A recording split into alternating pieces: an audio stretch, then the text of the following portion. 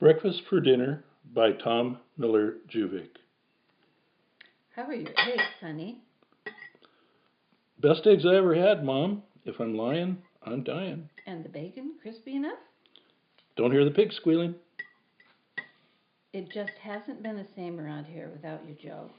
Your father and I are so happy to have you back from the war, safe and sound. I'm happy to have me back from the war, too. Just in time to have breakfast for dinner. That's my boy, like I always say, as long as you've got your sense of humor.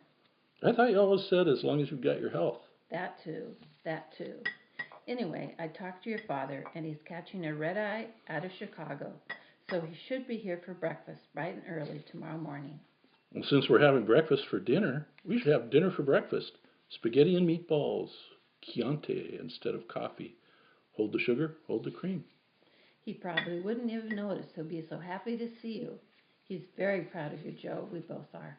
Roger that. But listen to me rattle on. I want to hear about you, honey, and the war. How was the war, Joe? Well, fine, Mom. To look at it, you wouldn't know anything was wrong with it. If you'd rather not talk about it, honey, I understand. I mean your first day home and all. Maybe another time. Whenever you're good and ready, just remember, I'm here for you. Affirmative.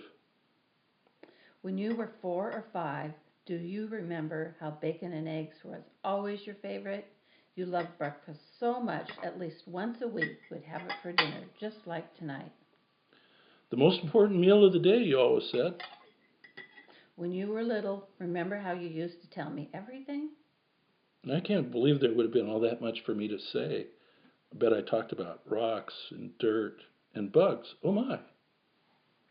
Can I fry you a couple more eggs, honey? Oh, no thanks, Mom. More toast or bacon? I'll be lucky to finish this. I just thought you'd be more hungry after the war and all. No, they pretty much kept us fed and watered. What, with all those terrorists running around blowing up everything, I don't know how you ever found time to sleep or eat. Where I was, we didn't have any of that. Every day was Christmas. We were too busy opening presents and singing carols to get caught up in any senseless violence. You're making fun of me now. Remember when I was little how I used to like to make fun of you? I was just asking a few simple questions, honey, that's all. You've lost a lot of weight, so I was just wondering. Chow wasn't as good as yours, if that's what you're asking. After a while, MREs sucked big time. Well, there, you shared a little something about the war with your old gray-haired mom. That wasn't so hard now, was it? Piece of cake, pizza by the slice, steak and eggs. Speaking of steak, your dad is hoping we can count on you for dinner tomorrow night. He's planning to barbecue you the biggest ribeye in town. Dinner for dinner. Brilliant. Before you know it, we'll have you fattened up again. Awesome. You'll be yourself in no time. Fat? That's not what I meant, you silly. Well, thanks for the grub, Mom. I think I'll go upstairs and clean up, maybe catch a little shut-eye.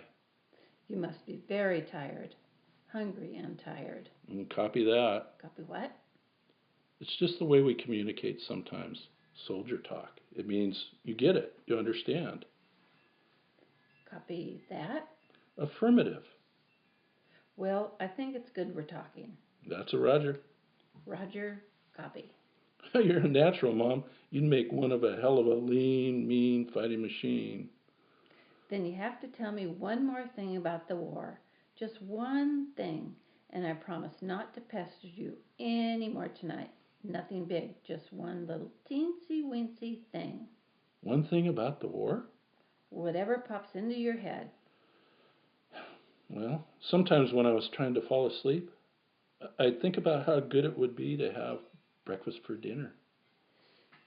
Yeah.